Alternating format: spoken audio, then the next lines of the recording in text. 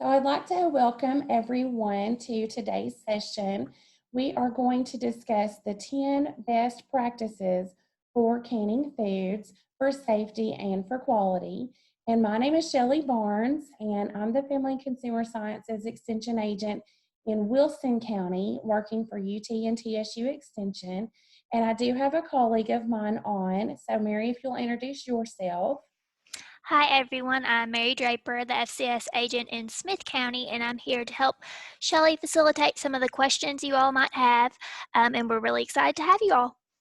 Thank you so much, Mary. Mary and I are able to do a lot of programming together, especially since our counties are right beside each other, and we really enjoy programming together and offering things jointly. So I'm really excited and thankful to have Mary on with us to facilitate our chat feature and help answer questions at the end of today's session. So the way will work, like I said, is we're recording now, so we're going to go through the presentation. If you can just keep your mic muted and your video off, then when we finish the presentation, we will answer questions at the end. So let's get started. So most fresh foods have a high percentage of water, which makes them very perishable, and they will spoil or lose their quality because of growth of undesirable microorganisms, physical damage, or chemical changes. Microorganisms live and multiply quickly on the surfaces of fresh food and on the inside of bruised, insect-damaged, and diseased food. Physical damage also can cause food spoilage. Bruising and punctures cause food to spoil as well as water loss and wilting. Chemical changes occur in food that cause spoilage and loss of quality. Enzymes that help food grow and mature continue to work on food after harvest, causing flavor and texture changes. Food also reacts with oxygen and loses quality. So now we're going to talk about some microorganisms of concern. And these are, and of course, this would be for home food preserved foods. These are yeast, mold, and bacteria. Now, the most common sources of microorganisms are in soil and water. Yeast can grow over a wide range of pH and at refrigeration temperatures. They do have several beneficial uses, including the production of bread, wines, coffee and cocoa, olives, pickles, sauerkraut, and other foods. But unfortunately, they also contribute to spoilage of food. They produce many colors, ranging from creamy to pink to red. They may produce some slimy spoilage, souring, or even greening, or produce a fruity or yeast odor and or a gas formation. Now, very few molds can cause disease in humans, but molds can synthesize a type of mycotoxin called aflatoxins. There's a lot of scientific terms that are hard to pronounce, so please forgive me for all of you scientists out there that have been shown to be toxic. Like yeast, mold can grow in a wide range of pH. They can grow at a pH much lower than food spoilage and pathogenic bacteria. Mold can be useful in the production of cheeses, though, such as blue cheeses, and for some sausages like salami. It also has been used in the development of antibiotics and statin drugs that lower cholesterol. Mold also is a spoilage organism most frequently recognized by that fuzzy growth on the foods. And so you can see by the picture that we have, this is a microscopic picture of mold there in the middle, and that's the fuzzy growth, looks like to be on a tomato. Now, bacteria are also microscopic organisms. Many bacteria are not harmful. Some are even beneficial. Bacteria are used in fermentation to make cheeses, pickles, soy sauce, sauerkraut, vinegar, wine, and yogurt. They can be used to clean up oil spills, pesticide control, and production of therapeutic proteins such as insulin and antibodies. Bacteria can cause spoilage of meat and seafood, milk and dairy products, breads and cereals, and of course, produce. They may or may not produce a gas. They may produce an abnormal odor or a cloudy liquid, but they can cause cans to swell and burst. So that's what we really are very concerned about in canning is those three types of microorganisms. Now, many of the spoilage organisms you can see on food as it grows. The extreme temperatures used in canning will destroy most pathogenic bacteria. The exception, though, is Clostridium botulinum. And unfortunately, these bacteria cannot be seen or tasted. And that's why it's so important to learn about food preservation and to understand the science behind it. So this is a picture of the caskets of the Gerber family who died from botulism. Every person in this family who ate home canned green beans died. Amelia Gerber prepared a salad that included the beans, but she did not follow modern canning recommendations, and everyone who ate her salad perished. At the time, botulism was a somewhat rare but extremely serious illness. Of the 367 cases reported in the United States between 1918 and the Albany tragedy in 1924, 230 proved fatal. Now, you may be asking, this was a long time ago. Why is this relevant today? Well, if we think back to 2017, we all may remember something that happened at a church social. In 2017, 21 cases of botulism was reported in Lancaster, Ohio. All who were sick at a potluck dinner at a church social. Health officials tested food samples obtained from the trash, and they determined that home canned potatoes used to make, I'm sure, what was a delicious potato salad was to blame. One person died as a result, and 18 were hospitalized. So, botulism is caused by a toxin produced by Clostridium botulinum bacteria, which live mostly in soil and grow only where there is no oxygen. The spores can survive in improperly canned food. If the food is consumed with these spores, they become vegetative cells that produce a powerful neurotoxin. Modern canning methods have eliminated most threats of botulism, but nonetheless, more than 100 cases are still reported every year in the United States, according to the Centers for Disease Control and Prevention. So this is a very serious thing that we need to think about when we are canning. Using the correct methods, which you're going to learn about through this series, will help you to keep your family safe. Clostridium botulinum are examples of spore-forming bacteria. A spore structure enables a cell to survive environmental stress, such as cooking, freezing, high salt concentrations, drying, and high acid conditions. When a vegetative cell experiences environmental stress, it forms a spore structure. When conditions are favorable to the microorganism, the spore turns into a vegetative cell. In this case, the vegetative cell grows in the food and produces the toxin that can cause botulism. It takes very high temperatures for a sufficient amount of time to destroy the spores. That is why we use pressure canning for some types of food. And that is also why, we'll talk about it in a little while, we always use tested recipes. Now, in this illustration that is pictured here, this depicts a three-dimensional computer-generated image of a group of anaerobic spore-forming Clostridium organisms. So what's our goal when we're home canning? Our goal is to preserve food so that it maintains quality and is safe to eat. We really want to just keep our families safe.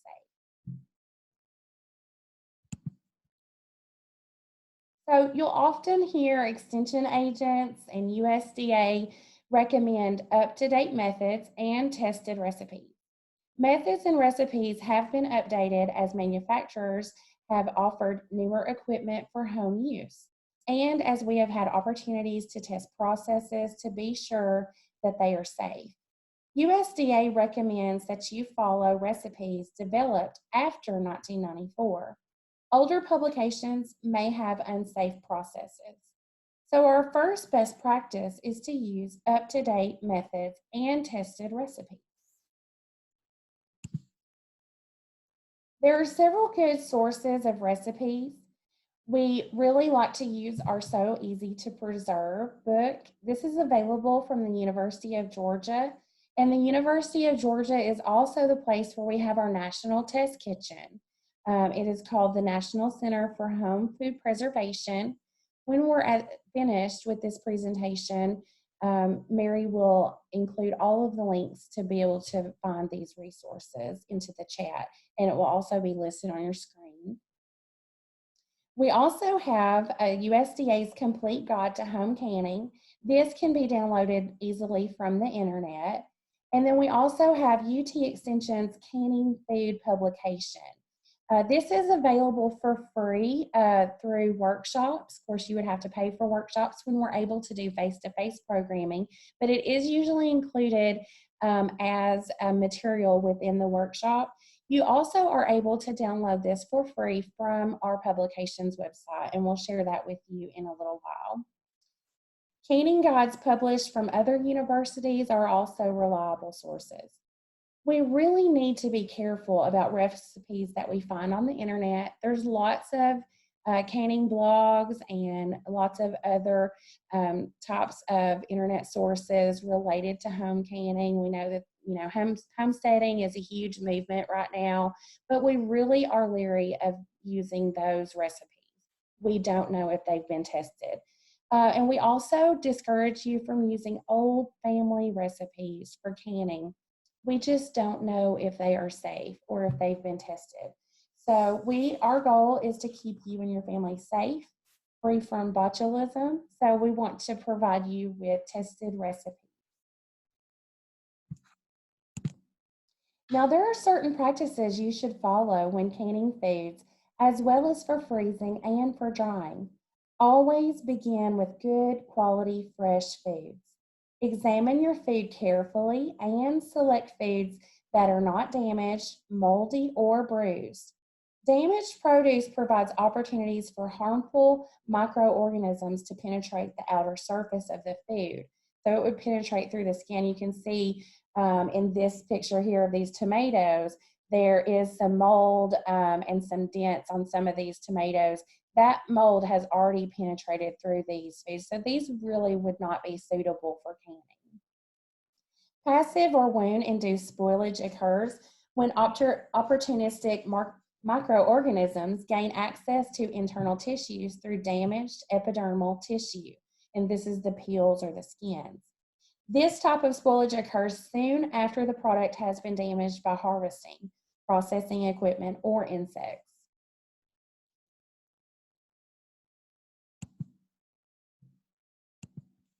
The clock is ticking. So we need to choose foods at the appropriate stage maturity, depending on the process you use, and process them at the peak of their quality. This is typically going to be 6 to 12 hours, within 6 to 12 hours of harvest. Now, some fruits may need to ripen, and those fruits are apricots, nectarines, peaches, pears, and plums. They should be ripened 1 or more days between harvest and canning. But most other foods really do need to be canned or processed, however, if you're going to freeze it, whatever you're going to do, within 6 to 12 hours after harvest. We want you to keep produce in a shady, cool place if you have to delay your canning. Remember that canning or other methods of preserving food will not improve the quality of an inferior food. Fresh, home-slaughtered red meats and poultry should be chilled and canned without delay. Do not can meat from sickly or diseased animals. Ice fish and seafood after harvest, and we want to can those within 2 days.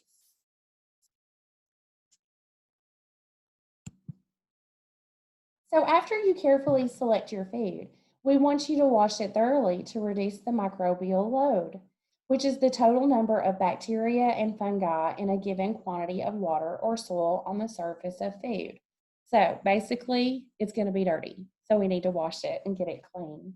Reducing the microbial load reduces the chance that food will spoil or lose quality over time. Some fresh foods will need to be peeled. Whether or not a food has a peel can affect the processing time needed to kill harmful microorganisms. Follow the directions in your recipe. And I know that some people have a hard time peeling tomatoes. So one thing that you can do after you wash those thoroughly is you can drop them into a pot of boiling water for about 4 or 5 minutes. And before you would do that, you would want to score an X on the blossom end of the tomato. Drop them into boiling water for 4 or 5 minutes. Take them out and then directly put them in an ice bath. And the peels will slide right off. Super easy to do.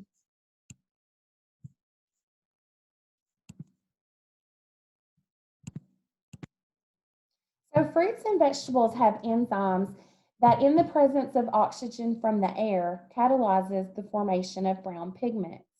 How much you can reduce the level of browning when you treat foods depends on what you are treating the foods with and its concentration. To be sure you maintain optimum color and flavor, don't unnecessarily expose prepared food to air. Can them as soon as possible. You can prevent browning by pre-treating foods with ascorbic acid in pure powdered form. This is usually available during canning season in supermarkets. I know that in Wilson County, a great place to go is our local Wilson Farmers Co-op. We have some other stores in town that do offer ascorbic acid. I think that in Mount Juliet there is a brewery store that offers this, so those would be good places. 1 level teaspoon of pure powder weighs about 3 grams. So you'd want to use 1 teaspoon per gallon of water as a treatment solution. Ascorbic acid from vitamin C tablets are economical and available year-round in stores. You would want to buy 500 milligram tablets, crush those, and dissolve 6 tablets per gallon of water as a treatment solution. So that's a less expensive thing to do, especially if you're not going to can a ton. You might not need to get that much ascorbic acid from a commercial store. And then also commercially prepared mixes of ascorbic acid and citric acid are available where canning supplies are sold much of the year. The citric acid powder is sold in supermarkets, but it is less effective in controlling discoloration. You would want to follow the manufacturer's direction to prepare a treatment solution. So step 5 is blanching vegetables. Blanching is scalding vegetables in boiling water or steam for a short time. It's a must for all vegetables that are to be frozen. It stops enzyme actions, which can cause loss of flavor, color, and texture. Blanching also cleanses the surface of the vegetable to remove soil and organisms. Blanching also brightens the color of our vegetables, and it retards loss of vitamins. It also wilts or softens vegetables to make them easier to pack into jars. Now, how much blanching depends on the vegetable and the size. Under blanching stimulates activity of enzymes and is worse than no blanching at all. Over blanching causes loss of flavor, color, vitamins, and minerals. So we definitely want to make sure that we're using the correct blanching times, and Mary will add that to the chat towards the end of this session, a link to the National Center that does have a list of blanching times for you. Now, the pH of a food is a critical factor when canning. Some processes will require that you add acid.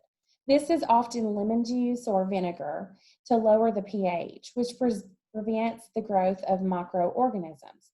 If a process includes adding an acid, you should not leave this out. You will need at least 5% acidity in commercial vinegar. That's found in grocery stores, and it's usually in like the salad dressing and pickle aisle. Most of those are 5% acidity, but you do want to look to make sure it is. These will not be homemade vinegars. Those are not suitable for canning. We also want to make sure that we use commercial grade lemon juice.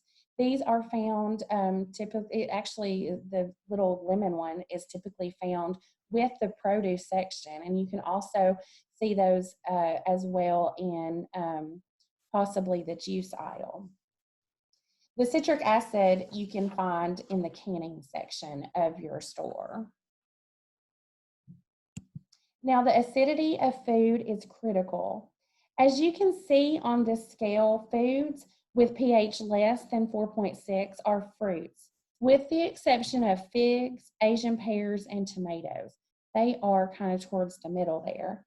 And foods with greater or equal to 4.6 are vegetables and meats. So that is why we need to use a water bath canner for all of our fruits, because they have a higher acid content.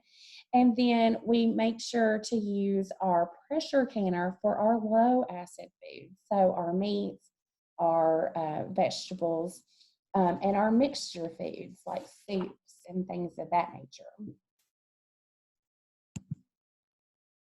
So many foods need to be hot packed. This means that food is cooked before it is packed in the jars. This removes air from the food, it shrinks the food, and it helps keep the food from floating in your jars. It also increases the vacuum in sealed jars, and it improves your shelf life.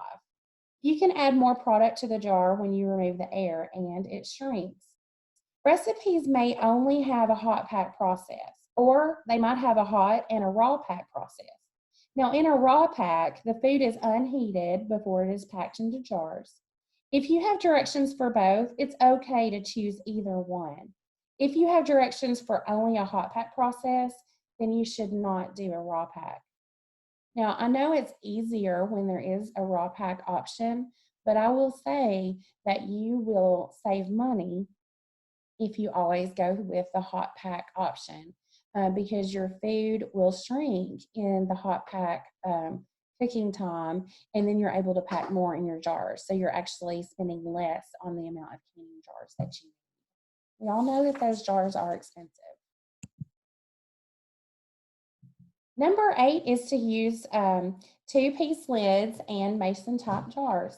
Using the right jars and self-sealing lids will help ensure that your jars will not break under high temperatures used in canning, and that you will create a good quality seal.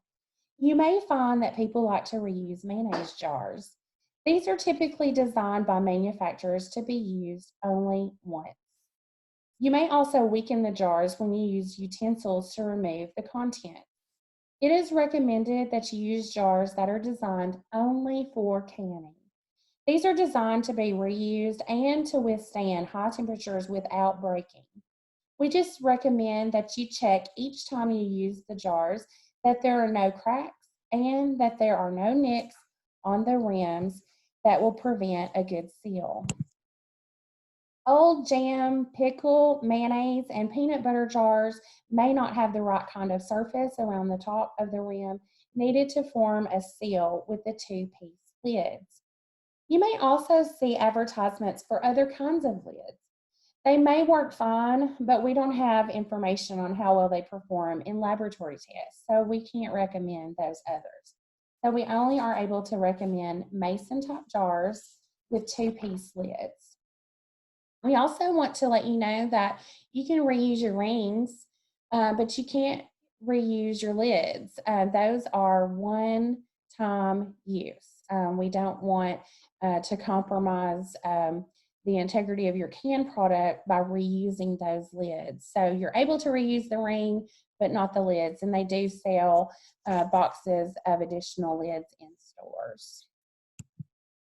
Now, lots of us have these beautiful antique jars with zinc lids and wire ball jars. These are not recommended for canning anymore. They look nice, but these types of seals may fail and your food could spoil. We should save these jars to use for decorative purposes or for crafts, not for use in the preservation of food. You could definitely use these jars for storing beans or your pasta if you want that to be pretty on your countertop, but we do not recommend these antique jars for food preservation anymore.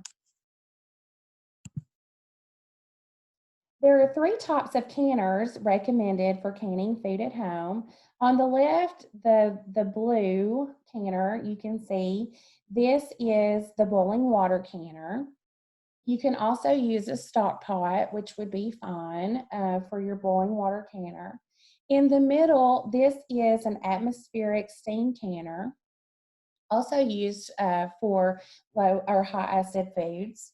And then on the right is the pressure canner. Pressure canners are used for low acid foods. The boiling water canner and the atmospheric steam canner are designed for high acid foods. These are fruits, jams and jellies, pickled foods, and salsa. They reach a temperature of 212 degrees Fahrenheit, which is the temperature of boiling water. Now, pressure canners are designed for low acid foods, such as vegetables, meat, soup mixtures, and others. These reach a temperature of at least 240 degrees, and the temperature needs to destroy the Clostridium botulinum spores. So that's why we always use or recommend pressure canners for low acid foods. Now, I know a lot of you probably have multi-cookers and are excited about these to be able to use in your kitchen, and they are great for saving time for cooking your dinners. However, we do not recommend these for canning, even though some of these products do tout that they are safe for food preservation. We are not sure if they are. They have not been tested in our test kitchen, so we are unable to recommend these for canning. And here's several reasons why. For acid foods processed with boiling water, you may not be able to fill the pot with enough water to cover the jars with 1 to 2 inches of water needed for safety. Once the lid is closed, we won't know if the water is at a steady boiling, which is also needed for safety. And then also for low acid foods processed in a pressure canner, if jars of food have to be placed on their sides to process, there will not be enough room for steam to circulate between the jars, so they will not reach a safe temperature and pressure. Even if the jars can be processed right side up, you have no way of knowing if the temperature inside of the pot is high enough to reach 240 degrees Fahrenheit under pressure. And we don't know if that pressure remains steady through the entire processing time. Laboratory testing has shown that temperatures inside these pots can vary by model and brand. So I think I misspoke a while ago, there has been some laboratory testing on these. We don't recommend them for canning, and a lot of that is because of unknown issues that occur inside of the multi-purpose cooker that we are unable to test. Open kettle canning is an old-time way to can food. This lady looks like she's having a fabulous time. She looks pretty hot and tired. Foods are heated over a fire. They are added to jars and then allowed to seal from the heat already in the jar.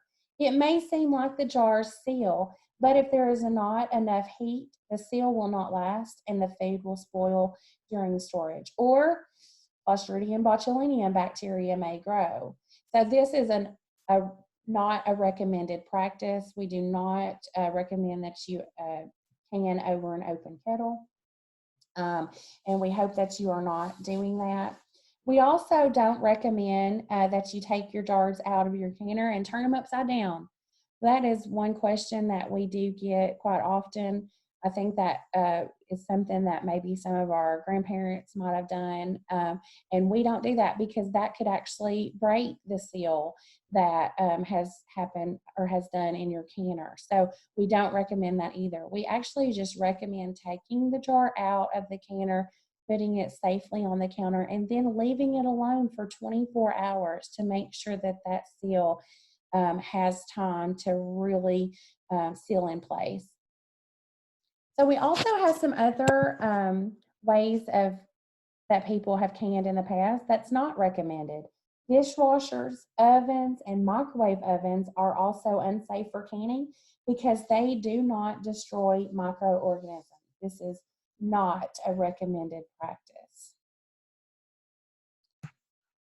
So let's talk about storing our foods properly. How you store your canned foods can affect how long they last before they begin to lose quality. Store them in a clean, cool, dark, dry place. The best temperature is between 50 degrees Fahrenheit and 70 degrees Fahrenheit. Avoid storing canned foods in a warm place, near hot pipes, a range, or a furnace, or in direct sunlight. They lose quality in just a few weeks or months, depending on the temperature, and your food products might even spoil. There are certain microorganisms that are heat-loving, spoilage bacteria, whose spores survive the canning process. If the storage temperature is too high, they can cause food spoilage. High temperatures and light also contribute to the loss of nutrients, so that's important to think about. So let's review our 10 best practices. We want to use up-to-date methods and tested recipes. We're going to give you some resources at the end here in just a few minutes. But if you are still needing help in finding up-to-date methods and tested recipes, we do encourage you to contact your county family consumer sciences agents. We all have resources related to canning and are happy to provide these to you. Our second best practice is to choose quality foods.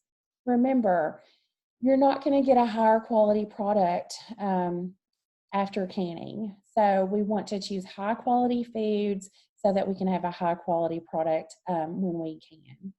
We also want to begin with clean produce, making sure that we wash the dirt and the soil off of our produce.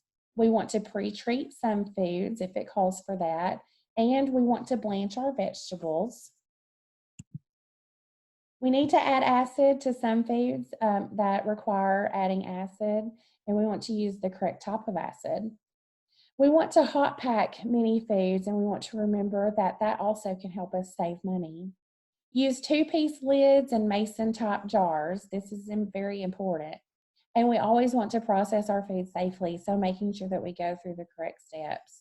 And then lastly, we want to store our foods properly as well. You will actually, after you haven't touched those for 24 hours, you will actually store these without the rings, which I know people always ask me why you would do that. Mainly because you don't want the ring to be rested on the top of the jar. Wouldn't that be hard to get off when you go, if you're going for some green beans, maybe you're wanting to make green beans tonight for supper and then your ring has rested on top of your jar and it's hard to get off. Or if the seals pop, it might be hard to notice that. And once we're going through the motions of things, if your seal has broken, if you haven't stored those without the ring on, it might be hard to notice. You might just kind of mechanically open up your jar and not notice. And we wouldn't want to use a food product if the seal has been broken. So our next slide goes over our resources, and Mary is going to add these to the chat feature now. We have our link to the So Easy to Preserve website, and I've actually sent a message to our co-op to see if they have them here.